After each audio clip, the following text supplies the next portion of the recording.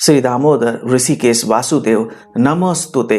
श्री गर्ग संहिता गोलोक खंड पहला अध्याय। शौनक गर्ग संवाद। राजा बहुलाश्व के पूछने पर नारद जी के द्वारा अवतार भेद का निरूपण। भगवान नारायण नर श्रेष्ठ नर, देवी सरस्वती तथा महर्षि व्यास जी को नमस्कार करने के पश्चात जय श्रीहरि की विजय गाथा से पूर्ण इतिहास पुराण का उच्चारण करना चाहिए। मैं भगवान श्री राधाकांत के उन युगल चरण कमलों को अपने हृदय में धारण करता हूँ जो शरद ऋतु के प्रफुल्लित कमलों की शोभा को अत्यंत नीचा दिखाने वाले हैं। मुनि रूपी भ्रमरों के द्वारा जिनका निरंतर सेवन होता रहता है, जो ब्रज और कमल आदि के चिन्हों से विभूषित हैं, जिनमें सोने के नूपुर चमक रहे हैं और जिन्होंने भक्तों के त्रिविध ताप का सदा ही नाश किया तथा जिनसे दिव्य ज्योति छिटक रही है, जिनके मुख कमल से निकली हुई आदि कथा रूपी सुधा का बड़भागी मनुष्य सदा पान करता रहता है, वे बद्री वन में विहार करने वाले प्रणत जनों का ताप हरने में समर्थ भगवान विष्णु के अवतार सत्यवती कुमार श्री व्यास जी मेरी वाणी की रक्षा करें, उसे दोष मुक्त करें।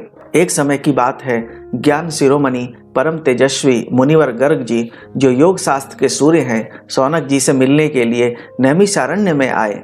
उन्हें आया देख मुनियों सहित शौनक जी सहसा उठकर खड़े हो गए और उन्होंने पाद्य आदि उपचारों से विधिवत उनकी पूजा की। शौनक जी ने कहा, साधु पुरुषों का सब और विचरण धन्य है, क्योंकि वह गृहस्थ जनों को शांति प्रदान करने का हेतु कहा गया है। मनुष्यों के भीतरी अंधकार का नाश महात्मा ही करते हैं, न कि सूर्य। भगवान, मेरे मन में यह जिज्ञासा उत्पन्न हुई है कि भगवान के अवतार कितने प्रकार के हैं, आप कृपया इसका निवारण कीजिए। श्री गर्ग जी कहते हैं, ब्राह्मण, भगवान के गुणानुवाद से संबंध रखने वाला आपका यह प्रश्न बहुत ही उत्तम है। यह कहने, सुनने और पूछने वाले तीनों के कल्याण का विस्तार करने वाला है। इसी प्रसंग में एक प्राचीन इतिहास का कथन किया जाता है, जिसके श्रवण मात्र से बड़े बड़े पाप नष्ट हो जाते हैं। पहले की बात है, मिथिलापुरी में बहुलाश्व नाम के विख्यात एक प्रतापी राजा राज्य करते थे। वे भगवान श्री कृष्ण के परम भक्त, शांतचित्त एवं अहंकार से रहित थे। एक दिन मुनिवर नारद जी आकाश मार्ग से उतरकर उनके यहाँ पधारे। उन्हें उपस्थित देखकर राजा ने आसन पर बिठाया और भली भांति उनकी पूजा करके हाथ जोड़कर उनसे इस प्रकार पूछा।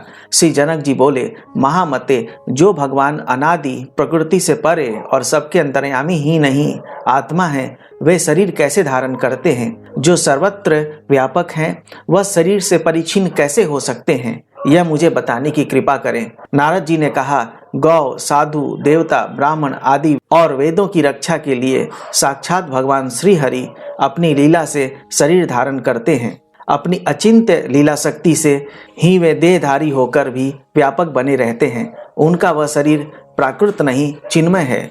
जैसे नट अपनी माया से मोहित नहीं होता और दूसरे लोग मोह में पड़ जाते हैं, वैसे ही अन्य प्राणी भगवान की माया देखकर मोहित हो जाते हैं, किंतु परमात्मा मोह से परे रहते हैं। इसमें लेस मात्र भी संशय नहीं है। श्री जनक जी ने पूछा, मुनिवर, संतों की रक्षा के लिए भगवान विष्णु के कितने प्रकार के अवतार होते हैं, यह मुझे बताने की कृपा करें।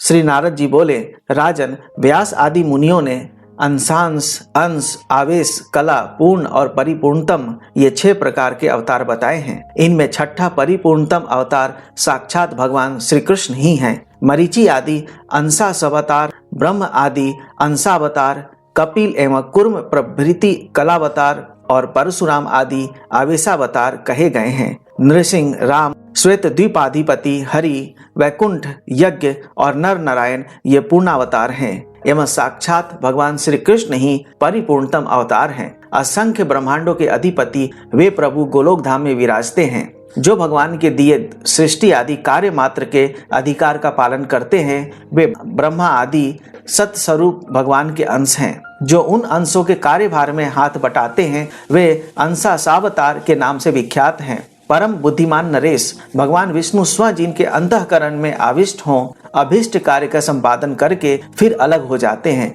राजन, ऐसे नानाविध अवतारों को आवेशावतार समझो, जो प्रत्येक युग में प्रकट हो, युग धर्म को जानकर उसकी स्थापना करके पुनः अंतर्धान हो जाते हैं। भगवान के उन अवतारों को कलावतार कहा गया है। जहाँ 4 व्यूह प्रकट हों, जैसे श्री राम, लक्ष्मण, भरत तथा शत्रुघ्न एवं वासुदेव, संकर्षण, प्रद्युम्न और अनिरुद्ध, तथा जहाँ 9 रसों की अभिव्यक्ति देखी जाती हो एवं जहाँ बल पराक्रम की भी पराकाष्ठा दृष्टिगोचर होती हो, भगवान के उस अवतार को पूर्णावतार कहा गया है। जिसके अपने तेज में अन्य संपूर्ण तेज विलीन हो जाते हैं, भगवान के उस अवतार को श्रेष्ठ विद्वान पुरुष साक्षात परिपूर्णतम बताते हैं। जिस अवतार में पूर्ण का पूर्ण लक्षण दृष्टिगोचर होता है और मनुष्य जिसे पृथक पृथक भाव के अनुसार अपने परम प्रिय रूप में देखते हैं, वही यह साक्षात परिपूर्णतम अवतार है। इन सभी लक्षणों से संपन्न स्वयं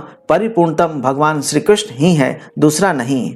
क्योंकि श्री कृष्ण ने एक कार्य के उद्देश्य से अवतार लेकर अन्यान्य करोड़ों कार्यों का संपादन किया है।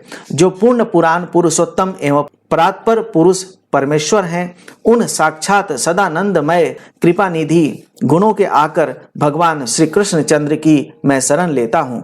यह सुनकर राजा हर्ष में भर गए, उनके शरीर में रोमांच हो आया, वे प्रेम से विहल हो गए और अश्रुपूर्ण नेत्रों को पोंछकर नारद जी से यो बोले।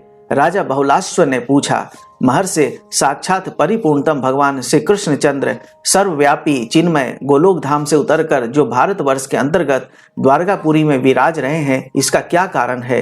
ब्राह्मण उन भगवान श्री कृष्ण के सुंदर वृहत विशाल या ब्रह्म स्वरूप गोलोक धाम का वर्णन कीजिए।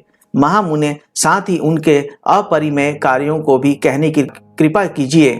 मनुष्य जब तीर्थ यात्रा तथा 100 जन्मों तक उत्तम तपस्या करके उसके फल स्वरूप सत्संग का सुअवसर पाता है, तब वह भगवान श्री कृष्ण चंद्र को शीघ्र प्राप्त कर लेता है।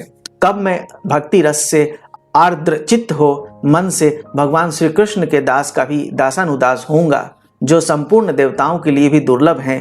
वे पर ब्रह्म परमात्मा आदि देव भगवान श्री कृष्ण मेरे नेत्रों के समक्ष कैसे होंगे?